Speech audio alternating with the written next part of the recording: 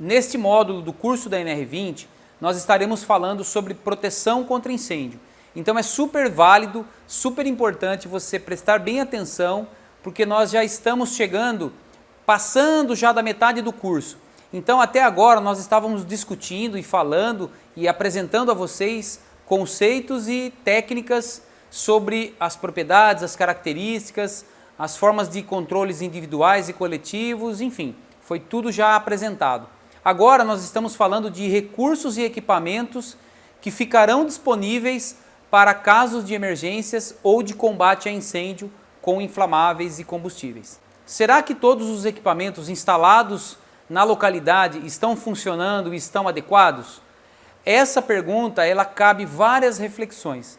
Nós já ouvimos falar ou já vimos vários casos de incêndios que as pessoas foram usar os equipamentos e de repente os equipamentos não funcionavam, não estavam em boas condições, não estavam devidamente com a sua manutenção em dia. Então essa é a reflexão que eu quero colocar aqui para vocês.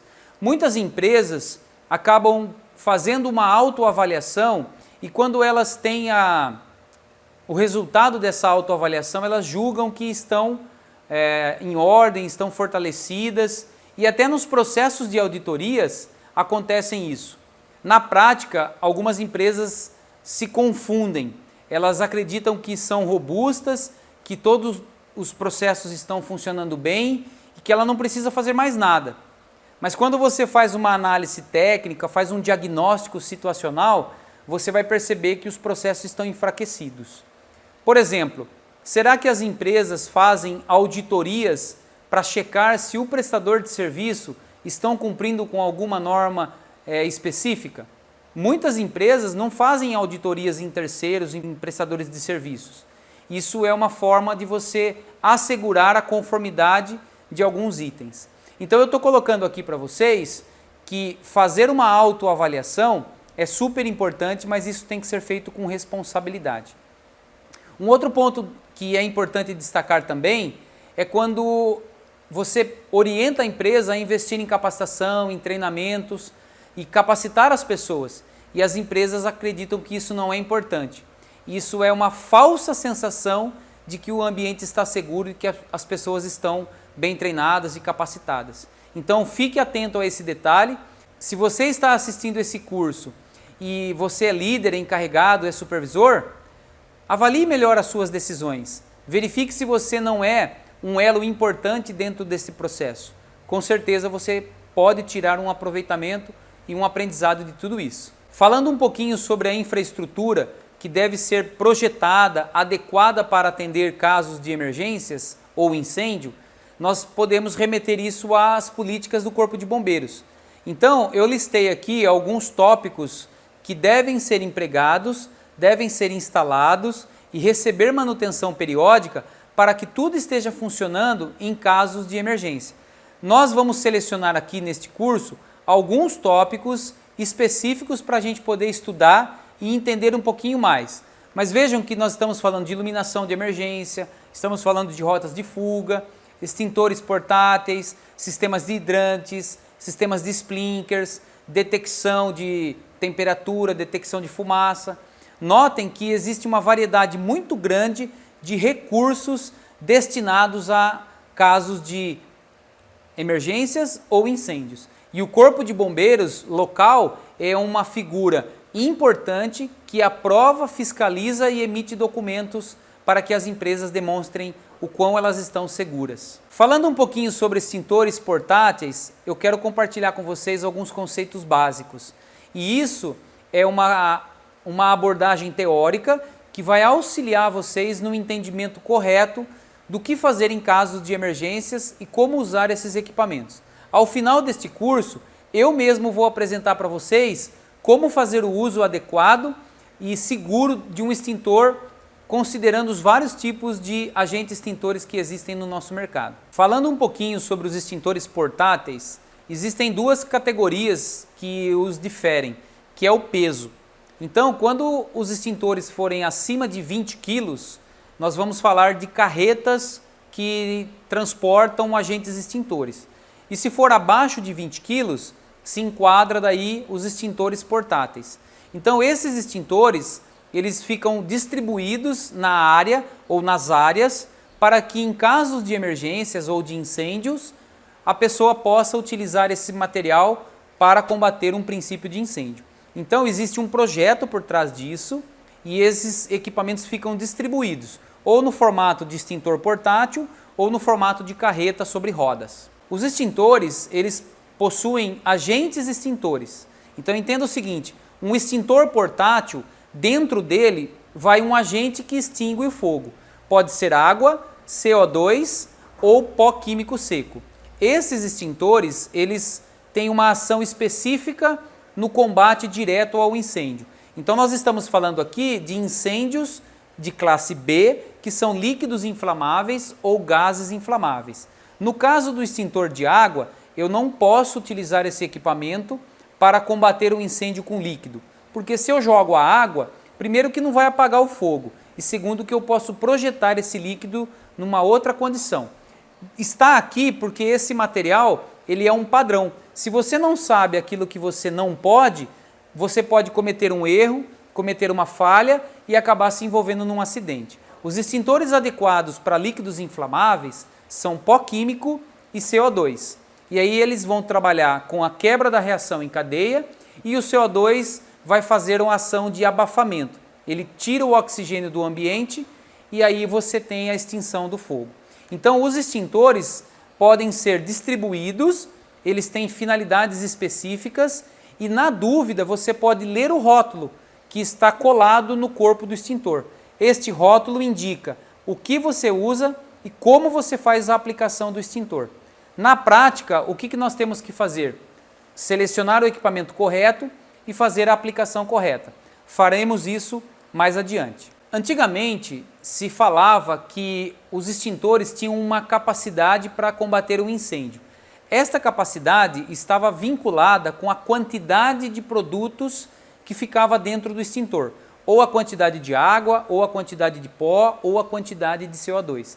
Esse conceito ainda é utilizado no nosso país, porém já existem outras tecnologias, outros pontos de vista que determinam capacidade extintora, ou seja, são produtos menores, com menos pó ou menos agente extintor dentro do recipiente e você tem uma condição mais eficiente de combater o incêndio. Então na figura abaixo vocês podem observar que eu tenho dois tipos de extintores que somados estariam disponíveis para combater um incêndio. Ao passo que no mercado já existem equipamentos menores com uma capacidade extintora melhor, mais eficiente. Como que as empresas que vendem, que comercializam extintores determinam a eficácia? Elas trabalham com a capacidade extintora, ou seja, o quanto um extintor, num determinado tempo, ele pode conseguir fazer a extinção de um incêndio. Na figura, nós podemos observar como é feito a homologação de um extintor. Eu tenho uma condição para aprovação de incêndio de classe A e tenho uma condição de homologação para incêndios de classe B. Os incêndios que são líquidos inflamáveis e combustíveis, é colocado uma cuba contendo um produto químico super inflamável e o teste é feito você aplicando isso na base do fogo. E aí, se esse extintor foi aprovado, ele então está homologado para ser comercializado no mercado. Então hoje em dia nós estamos falando de capacidade extintora e não mais de quantidade. Lembra que eu falei para você que os extintores precisam receber uma inspeção, alguns cuidados e estar pronto para funcionar em casos de emergência? Aqui nós estamos destacando 3 tipos de inspeções. Inspeção nível 1, nível 2 e nível 3. Nível 1 é uma inspeção visual que você faz no ambiente de trabalho aonde os extintores estiverem instalados. Eu observo a placa, as condições do vasilhame, as condições do piso, tudo aquilo que está envolto ao extintor, se ele não está obstruído, se não tem nenhum sinal de corrosão e se a carga ou se a capacidade que ele tem de atuar não está comprometida. Então é a inspeção nível 1. Qualquer pessoa pode fazer, inclusive você, ou um brigadista, ou um técnico de segurança, ou uma empresa especializada. A inspeção nível 2, eu tiro esse extintor do local de trabalho, levo ele para uma empresa especializada, ela vai fazer uma inspeção interna retirar o agente extintor, verificar se dentro do equipamento está tudo certo, se não tem nenhum sinal de corrosão interna, e colocar todos os componentes novamente, colocar o lacre e disponibilizar ele para uso. Normalmente é com 1 ano de garantia que o fabricante nos devolve esse equipamento. E a inspeção nível 3 é um teste hidrostático. Eu recebo esse extintor numa oficina, permito que ele passe por um teste de pressão, onde serão colocados ali alguns equipamentos para verificar se a carcaça desse extintor ele está adequada. Se estiver aprovado, este teste também foi aprovado. Então, um equipamento ele passa por vários níveis de inspeção a contar daquilo que o prestador de serviço pode fazer e voltar ele no ambiente de trabalho. Então, se você identificar um extintor no seu local de trabalho, entenda que ele passou por todas essas fases. Bom, aconteceu um acidente, aconteceu um incêndio com líquidos inflamáveis ou com gases. O que eu tenho que fazer? Eu tenho que ter pessoas treinadas, preparadas para combater esse incêndio ou esse princípio de incêndio. Na foto que vocês estão observando, nota-se que são pessoas comuns que estão fazendo o manuseio do extintor diante de um princípio de incêndio. Lógico que foi uma situação sob controle, eu estava monitorando e ministrando esse treinamento, mas é para você perceber que quando você tomar uma ação rápida, você pode conter o incêndio logo no início. E aquilo que eu tenho falado para vocês aqui nesse curso, de um incêndio de uma grande proporção, a gente já controla isso logo no início. Rede de hidrantes são equipamentos e recursos que eu posso utilizar também para combater incêndios, também adotando táticas e técnicas adequadas para controle de emergências envolvendo líquidos inflamáveis. Vale ressaltar que neste curso nós estamos falando do que é básico, os primeiros passos para a gente entrar nesse universo de segurança, nesse universo de resposta a emergências.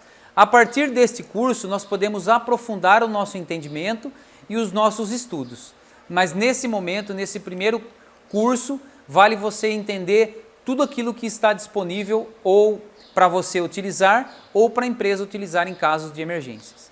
A rede de hidrantes, basicamente, ela é constituída por um reservatório de água, uma área onde eu deixo acumulado essa água, dedicada para combater incêndios.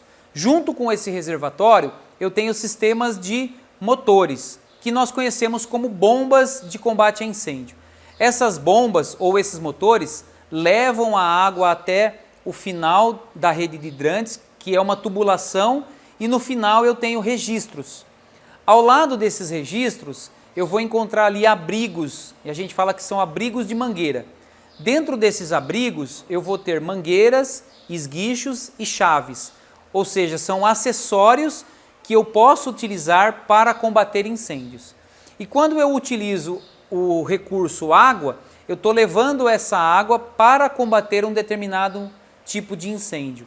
E aí eu tenho que envolver brigadistas e pessoas treinadas para fazer esse combate, avançar nessa emergência, controlar essa emergência, para que isso não tenha outras proporções. Tudo isso pode acontecer até a chegada do Corpo de Bombeiros. A partir do momento que o Corpo de Bombeiros local chegar nas instalações, nós passaremos as responsabilidades aos profissionais especializados no tema. Como eu falei para vocês, um abrigo de mangueira ele é composto por vários componentes. E aí a gente tem que também pensar em inspecionar esses recursos, manter essas instalações em boas condições. Em alguns casos existe até um lacre, onde não pode ser violado essa abertura, porque senão a empresa pode receber uma não conformidade ou até a pessoa que violou pode receber uma advertência. Então observe que existem recursos e meios adequados para se combater um incêndio. Nós falamos um pouquinho de extintores e agora nós estamos falando um pouquinho dos sistemas de hidrantes. Complementando essa questão de combate a incêndio, eu não posso considerar o combate a incêndio com o uso de extintores e uso de hidrantes sem considerar pessoas. E as pessoas que fazem parte desse contexto, nós estamos considerando que é a brigada de emergência. Talvez na localidade que você está ou na empresa que você vai prestar um serviço, tenha uma brigada treinada. A brigada, normalmente, ela recebe uma identificação diferente. ou é um capacete, ou é um boné, ou é uma roupa, até mesmo um bottom. São pessoas que receberam treinamentos e podem atuar num caso de emergências. E aí a gente pode entender também que a brigada pode ser defensiva ou ofensiva. O que seria uma brigada defensiva? É aquela brigada que não tem todos os equipamentos disponíveis e falta algum treinamento, alguma informação para ela poder fazer o combate. Então ela atua de uma forma defensiva. E uma brigada que é ofensiva, ela já tem equipamentos adequados, tem treinamentos específicos e ela reúne todas as informações e técnicas para combater um incêndio. Então, existem dois tipos, defensiva e ofensiva. As duas podem existir desde que a empresa tenha consciência do que ela deve fazer, de como que ela deve operar, até a chegada do Corpo de Bombeiros. Nós falamos detalhadamente sobre alguns equipamentos, alguns recursos, e agora de uma forma bem superficial eu vou falar para vocês outros equipamentos que existem e estão disponíveis em algumas localidades. Se você prestar atenção no dia a dia, você vai conseguir perceber esses equipamentos. Outros equipamentos que nós podemos considerar são os detectores de fumaça e de temperatura. São dispositivos que ficam instalados no teto e que monitoram o tempo todo para verificar se a condição do ambiente não mudou. Então nós podemos falar que são detectores de fumaça e temperaturas. Outros dispositivos que estão envolvidos com isso são sistemas fixos de CO2. É um gás que ele é inerte e ele faz uma inundação no ambiente onde ele vai ser aplicado. Ele expulsa o oxigênio. Então esses recursos podem fazer parte do projeto de proteção contra incêndio e emergências que envolvam líquidos e gases inflamáveis. Além disso, nós temos também sistemas de espuma, que são fixos, com reservatórios específicos e um projeto que calcula como deve ser aplicado a espuma, ou eu uso dispositivos junto com a rede de hidrantes.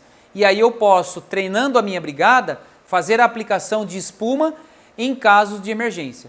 Lembre-se que para fazer isso, precisa de treinamento, recursos e ter pessoas que fazem essa liderança para que as emergências aconteçam de forma adequada. E por último, o equipamento que pode estar instalado chama-se sistemas de sprinklers. São sistemas com reservatórios de água e que há uma tubulação que percorre toda a instalação e nos pontos específicos existem bicos que, de acordo com a temperatura, eles quebram uma ampolinha e essa ampola derruba, ou aplica um jato de água no formato de chuveiro. Vocês já devem ter visto isso e isso é muito comum em shopping centers, mas também em instalações que contêm líquidos inflamáveis se projeta esses equipamentos, esses recursos. Então aqui a ideia é vocês terem uma visão geral, uma explanação geral desses equipamentos que estão disponíveis em instalações de risco. Então nós chegamos ao final de mais uma etapa deste curso. Acredito que você esteja evoluindo muito com informações, com dicas e técnicas que nós podemos colocar em prática quando estivermos dentro desses ambientes que envolvem riscos. Não deixe de fazer as suas anotações, revise todo esse material e eu te vejo na próxima etapa.